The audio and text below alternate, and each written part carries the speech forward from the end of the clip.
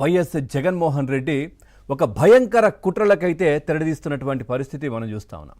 ఇక ఓటమి తర్వాత తీవ్ర నిరాశలో కూరుకుపోయినటువంటి మాజీ సీఎం ఓట్లు వేయలేదని ప్రజలపై అక్కసు వెలగక్కుతున్నారు. మనం చూసాం ప్రజలపైన ఏ విధంగా ఇబ్బందులకు గురి చేస్తూ ఉన్నారో, ప్రజలను ఏ విధంగా తనకు ఓట్లు వేయలేదు గెలిపించలేదని కక్షగట్టి ఏదైతే ప్రజా తీర్పు వచ్చిన రోజును వెన్నుపోటు దినంగా కూడా జగన్మోహన్ రెడ్డి జరుపుకున్నటువంటి విషయం మనం చూసాం.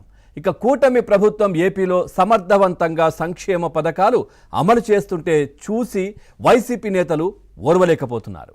ఏపీకి పెట్టుబడులు వస్తుంటే ఒకవైపు తట్టుకోలేకపోతున్నారు జగన్ అండ్ కో.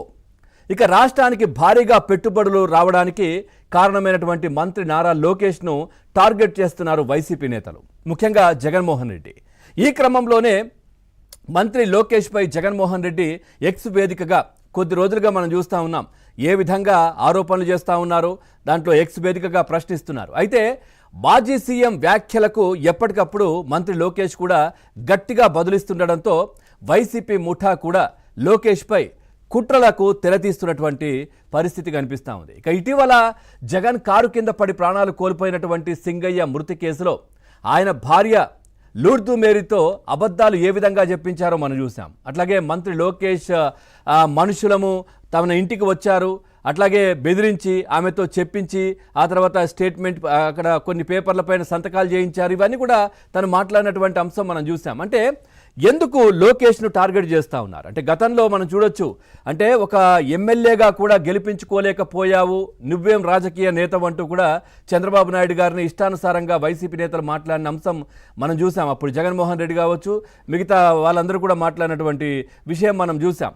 కానీ ఎవరూ గెలవనటువంటి స్థానంలో అంటే టీడీపీ ఒక్కసారి మినహా 4 దశాబ్దాల్లో ఎప్పుడూ కూడా టీడీపీ విజయం సాధించినటువంటి మంగళగిరిలో లోకేష్ ఆ స్థానంలో మళ్ళీ నిలబడి, ఒకసారి ఓడిపోయినా మళ్ళీ నిలబడి ఆ ప్లేస్లోనే 90,000 పైచీలకు మెజార్టీతో ఆయన గెలుపొందారు.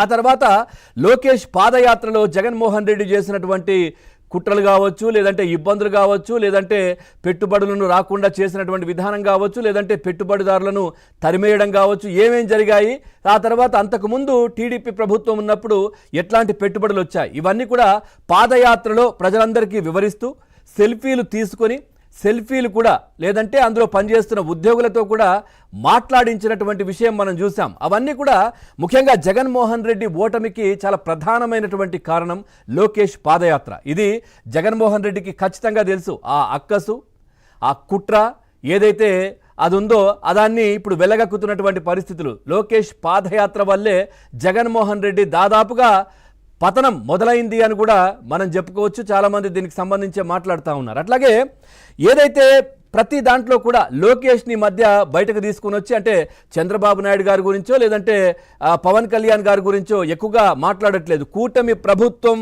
వైఫల్యమైంది అనే మాట ఒకవైపు మాట్లాడుతున్నారు, కానీ వ్యక్తిగతంగా లోకేష్ పేరు ప్రస్తావిస్తూ లోకేష్ని టార్గెట్ చేస్తూ ఉన్నారు. ఒకసారి మనం చూస్తే కనుక గతంలో ఇందాక నేను చెప్పినట్టుగా సింగయ్య చనిపోయిన తర్వాత వాళ్ళ సతీమణిని జగన్మోహన్ రెడ్డి ప్యాలెస్కు పిలిపించుకున్నారు. ప్యాలెస్కు పిలిపించుకొని ఆ తర్వాత ఆమె బయటకు వచ్చిన తర్వాత ఏం మాట్లాడింది, అసలు ఏం చెప్పింది అనేది ఒక్కసారి చూద్దాం. వెళ్ళాము, అంబులెన్స్లో ఏమైందో మాకు డౌట్గానే ఉంది. అంబులెన్స్లో ఏమన్నా చేశారేమోనని. పోలీసులు వచ్చారు, వీడియోనే చూపించారు మాకు వాళ్ళు. మరి లోకేష్ గారు పంపించారు, మేము కూడా మీ అసీలమే అని చెప్పారు, మీ కులస్థనమే అన్నారు. వాళ్ళు వచ్చేలేకే నాకు అసలు భయం వేసి మేమైతే ఏం చెప్పలేదు. తర్వాత లోకేష్ గారు పంపించారు అని చెప్పారు మాకు. మమ్మల్ని ఎంత ఇబ్బంది చేసి అంత మాట్లాడాలన్నా కానీ మేమైతే ఏమీ మాట్లాడలేదు.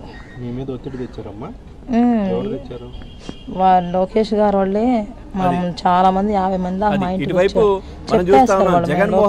వచ్చారండి. మమ్మల్ని జగన్మోహన్ రెడ్డితో కలిసి తర్వాత మరి బాగానే మాట్లాడాడండి. ఇన్ని మాట్లాడిన ఆయన మరి చిన్న దెబ్బలే తగిలింది చేతికి, ఇక్కడ తప్పనిచ్చి ఎక్కడ దెబ్బ తగ. ఓవరాల్ గా చూస్తా ఉన్నాం జగన్మోహన్ రెడ్డితో కలిసిన తర్వాత సింగయ్య సతీమణి బయటకు వచ్చి మాట్లాడుతున్నది. లోకేష్ గారికి సంబంధించిన ఒక 50 మంది మనుషులు మా ఇంటికి వచ్చారు. అంతే ఈ సంఘటన జరిగిన తర్వాత 15 రోజుల తర్వాత అప్పటి వరకు కూడా ఎక్కడ మాట్లాడలేదు, ఈ ప్రస్తావన లేదు, అసలు లోకేష్ విషయమే లేదు. సో కానీ జగన్మోహన్ రెడ్డిని కలిసి బయటకు వచ్చిన తర్వాత ఈ సింగయ్య అంశాన్ని లోకేష్ పైన నెట్టే ప్రయత్నం ఏ విధంగా చేస్తున్నారో మనం చూసాం. అదేవిధంగా ఈ నిన్న పేర్ని నానికి సంబంధించి ఒక ఆడియో రిలీజ్ అయింది. అంటే గుడివాడలో ఏదో మహిళ పైన దాడి, దీన్ని పైనున్నటువంటి లోకేష్ చేయించారు, లోకేష్ ఆధ్వర్యంలోనే ఇదంతా జరిగింది, లోకేష్ కనుసన్నల్లోనే ఇది జరిగింది. సో ఏం మాట్లాడారు ఒక్కసారి చూద్దాం పేర్ని నాని మాట్లాడినటువంటి అంశం. స్టేట్ వైడ్ ఇష్యూ మీద బీసీ లేడీ మీద అటాక్ చేశారు తెలుగుదేశం ఎమ్మెల్యే బోండాలో ఎమ్మెల్యే డైరెక్షన్ పైనుంచి లోకేష్ డైరెక్షన్ అని కొంచెం గట్టిగా స్టేట్ వైడ్ గా అందరితో మాట్లాడించి కొంచెం చేస్తే బాగుంటుంది. BC lady Gowda caste okay, దాన్ని అందరితో లౌడ్ గా కొంచెం టేకప్ చేస్తే బాగుంటుంది. అంటే ఇది లేటర్ చెప్తే గానీ మన వాళ్ళు గుడివాడలో మన జడ్పీ చైర్పర్సన్స్ దాని స్టేట్ వైడ్ ఇష్యూ మీద బీసీ లేడీ మీద అటాక్ చేశారు తెలుగుదేశం ఎమ్మెల్యే బోండాలో ఎమ్మెల్యే డైరెక్షన్ పైనుంచి లోకేష్ డైరెక్షన్ అని కొంచెం గట్టిగా స్టేట్ వైడ్ గా అందరితో మాట్లాడించి కొంచెం చేస్తే బాగుంటుంది. BC lady Gowda caste okay, దాన్ని అందరితో లౌడ్ గా కొంచెం టేకప్ చేస్తే బాగుంటుంది. ఇది లేటర్ రైట్. దీంట్లో లీడర్తో చెప్పిస్తే ఎవరా లీడర్?